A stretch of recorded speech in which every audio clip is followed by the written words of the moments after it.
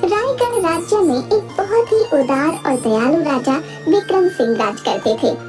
वे अपने राज्य में सभी लोगों की समस्याओं को सुनते और उनका निवारण करते थे।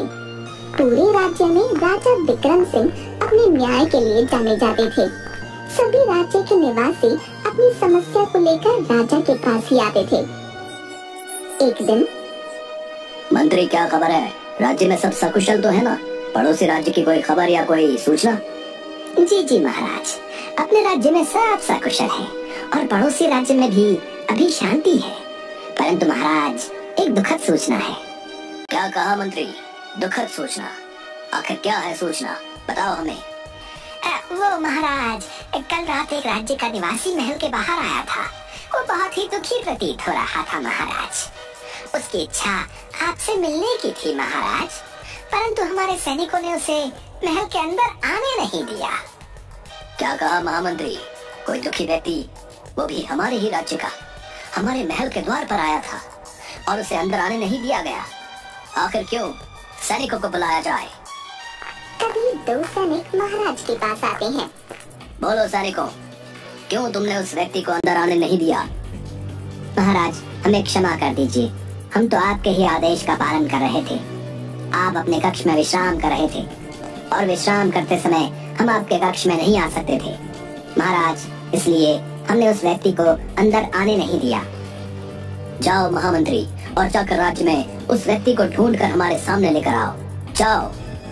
इसके बाद महामंत्री सेना की एक टुकड़ी के साथ अपने राज्य में उस व्यक्ति को ढूंढने निकल पड़ते हैं कि तभी वो देखते हैं कि गांव के बाजार में एक छोटी सी कपड़े की दुकान के पास उन्हें एक आदमी सोमू काफी दुखी दिखाई पड़ता है, जो बहुत ही उदास एक जगह पर बैठा होता है, जिसे देखते ही, ये देखिए मंत्री जी, यही है वो आदमी जो उस दिन महल में आया था।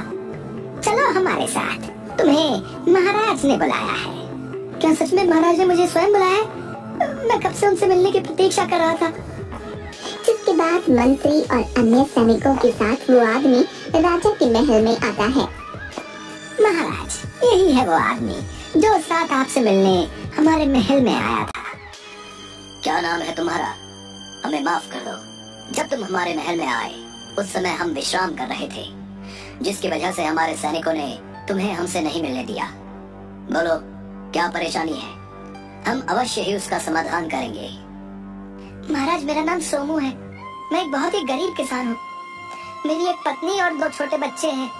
महाराज, मेरे पास एक छोटा सा जमीन का टुकड़ा है जिस पर मैं कई वर्षों से खेती करता आया हूँ महाराज, लेकिन मेरे सौतेले भाई ने मुझसे वो जमीन अब छीन ली है।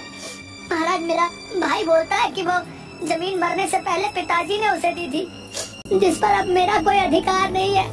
अब मैं क्या करूं महाराज?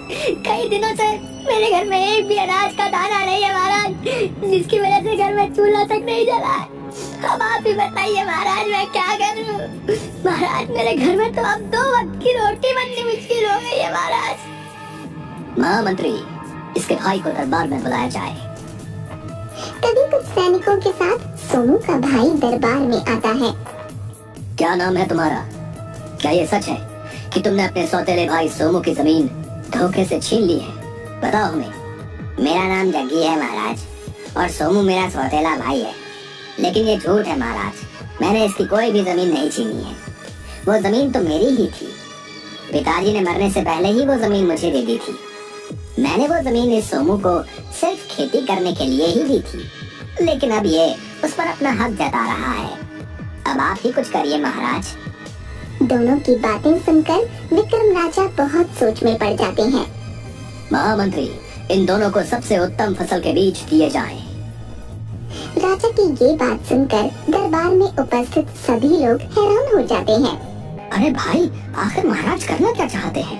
अब किसी भी फसल के बीज से ये कैसे पता चलेगा कि इन दोनों में से झूठ कौन बोल रहा है? तभी महामंत्री दरबार में फसल के बीज लाते हैं। मैंने तुम दोनों की बात सुन ली है। ये तो सच है कि तुम दोनों में से कोई एक झूठ बोल रहा है, इसलिए अब मेरे पास एक ही उपाय है। मैं तुम दोनों को उच्च नस्ल के आलू के बीज दे रहा हूँ। तुम दोनों जाओ और उस जमीन के टुकड़े पर अपनी अपनी आलू की फसल उगाओ। जिसकी भी फसल उस जमीन के टुकड़े पर सबसे ज्यादा अच्छी होगी, वही उस जमीन का असली मालिक होगा। ये बात सुनकर सब चौंक जाते हैं और महामंत्री थोड़े थोड़े बीज दोनों को दे देते हैं। ठीक है महाराज,